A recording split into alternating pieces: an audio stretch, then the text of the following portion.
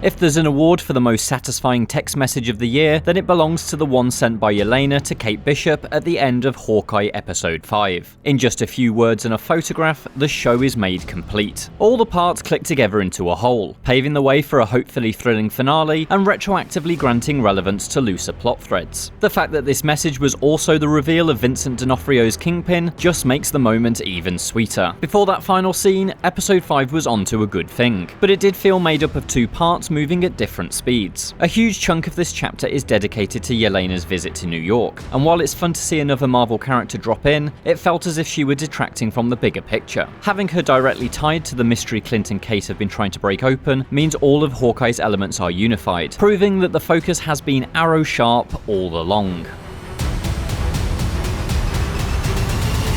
She said she's Natasha's sister.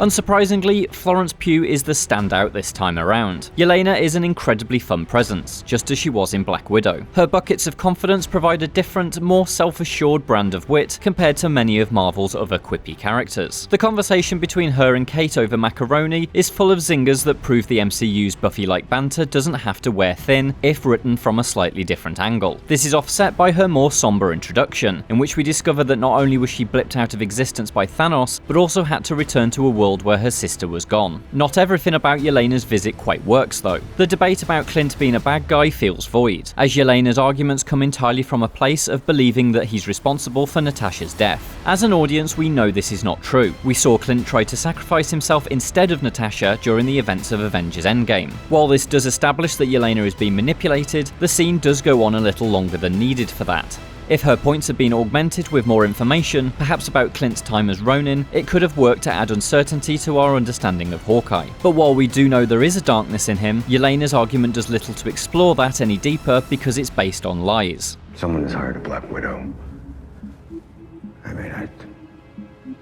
I don't want to think about where this all goes.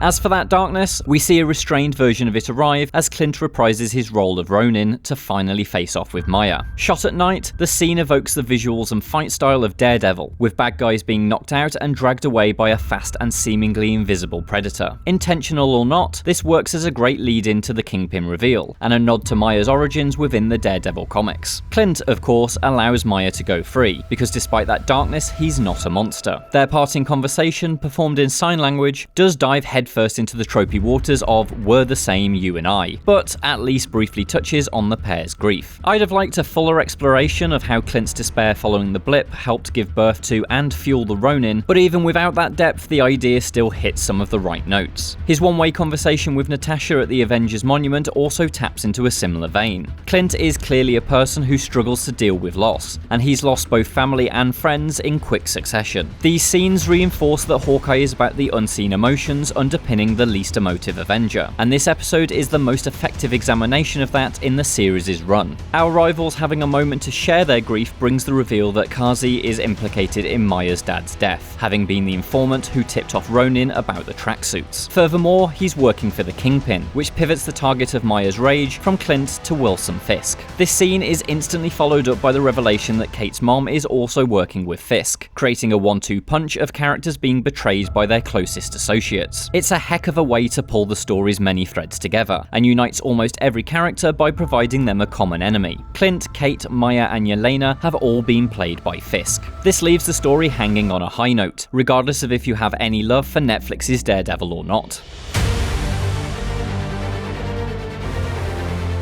Hawkeye satisfyingly stitches all of its ideas together in Episode 5, uniting its separate plot threads to reveal the thrilling mastermind behind it all, Vincent D'Onofrio's Wilson Fisk. It's the highlight of another strong chapter, which darkens down the mood to focus on Clint's ongoing grief. Despite that tone adjustment, Florence Pugh's Yelena is just as entertaining as she was in Black Widow, even if she's primed for murder. And by convincingly linking her presence in the story to the larger Kingpin plot reveal, she's prevented from feeling like a forced addition for the sake of the MCU's trademark interconnectedness. With her, Clint, Kate, and Maya now all focused on the same foe, the stage is truly set for a big finale dressed in a white suit.